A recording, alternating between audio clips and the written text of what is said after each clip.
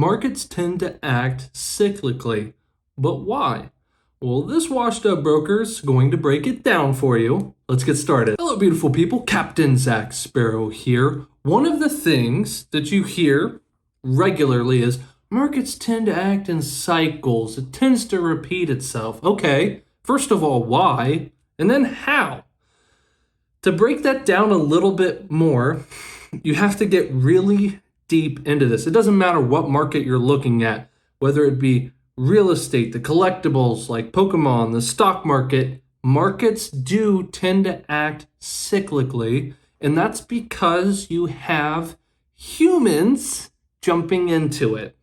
And we all kind of tend to think the same way, right? If you really think about it, at the end of the day, we all want to eat. We all want to sleep. We all want to save our money. So we sell when things start going awry.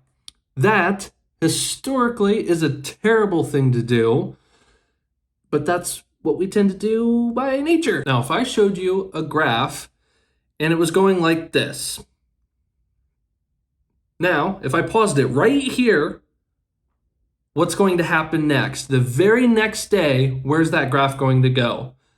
Your instincts, and you might be smarter than that, your instincts would tell you, this is just nature, this is human nature, your instincts would tell you, oh, it's going to continue going down because we look for those patterns. However, there's no information telling you, hey, that's going to go up immediately, or it's going to continue going down, or it's going to trend sideways. Okay, so if we know that it's just basically random, there are, of course, some certainties that we can generally count on, some loose guarantees. As much as something can be guaranteed, we have some guarantees that we can rely on. For example, we understand the Pokémon company, you can expect a new set every few months. And generally speaking, you can expect certain sets to be reprinted X amount of times before they're out of rotation. So these are things that are, again, more or less guaranteed historically. That's the information we have to go off of. And that's the only thing we have to go off of. So we have to at least assume that to a certain degree moving forward. Now, bear with me here. Now, moving forward, why does it tend to act in cycles? Why does it move in certain waves at certain times and it just repeats itself? Why does a brand new set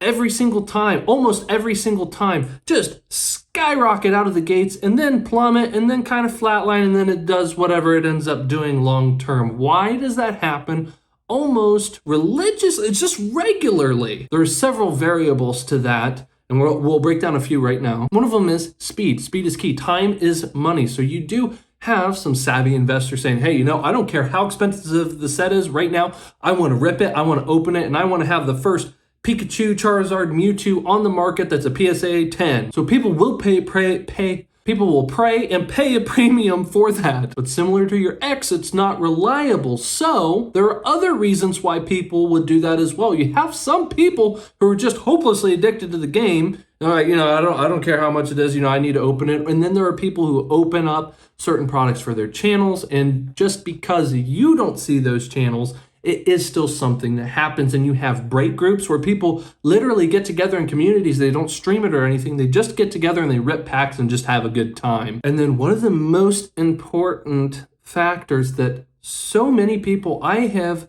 hardly ever seen this touched on. There you go. Here's your gold nugget in the video. There's always someone new. Always. Think about it. There is always a new 19-year-old who just experienced Pokemon for the first time for whatever reason. They don't know how the market works. They don't know, oh, hey, this is actually a bad buy right now. They don't know. They don't understand that. It doesn't matter what age they are, 19, 49, 89, doesn't matter. Missed opportunity to say 69. Now again, Hasbro, Wizards of the Coast, they have this information. They understand the average Magic the Gathering player. The lifespan of that player in the game is about 1 to 2 years. So what does that mean for the Pokemon Company? We do not have something as granular as that. We have an idea that it's not a very long time. Think about it. How many people jumped in during the Pokemon Go craze and then they pieced out again? Those people, of course, are not longtime players, collectors, investors. So either when they hop back in or new people hop in, and here's just the grim truth.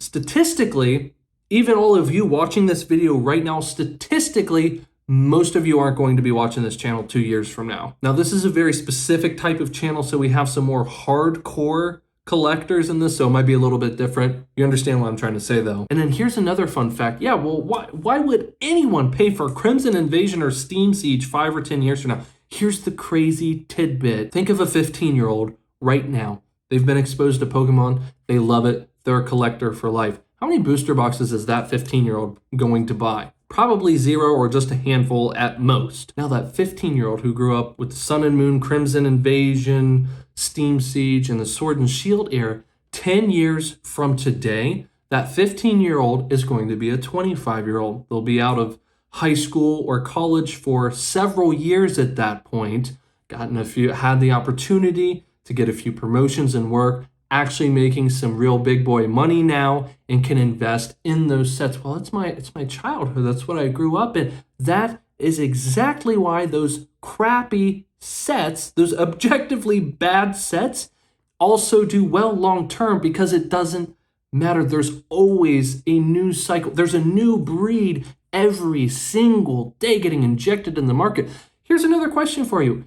Will the human race, will the populace, the population, will it be bigger or smaller 5 years from now? You got more newbies popping up on the scene, more collectors, more fresh faces who don't understand how it works. So it doesn't matter in this tiny, tiny space on YouTube. And I'm telling you, it's tiny. A few million people who watch Leonhardt, which would be the biggest, and Logan Paul. Do you think, and I touched on this just briefly before in another video, do you think that covers the entirety of the complex Pokemon market? No, it doesn't. That is exactly why all of these modern sets are going to do great long term. That's why it doesn't buy at the low. If you buy at or under MSRP, that's a win in my opinion. So that is exactly why the crap sets always do good, and that's why all the great sets do better, of course, just because they're better. But that's why all of this works in cycles. There's always a new face that doesn't understand the game. There's always someone new, and that's how you can win. Now, there can be a ton of external variables that you cannot control, like the pandemic that happened. 10 years ago, people were saying black and white shouldn't be investing in. They said you shouldn't invest in X and Y. They said you shouldn't invest in Sun and Moon. Now they're saying you definitely shouldn't invest in Sword and Shield. There's a pattern here, everybody. The old sets are the only things that are proven. Guys, it's super young yet. I don't need to repeat myself anymore. Hopefully you found some value out of this video. Hopefully you learned something new. And if you didn't, whatever, I tried. But you know what? Just in case you didn't learn anything, you should definitely subscribe and hit the notification bell so you're notified of future videos, just like this one, or perhaps different videos. Maybe you will learn something then. And until next time.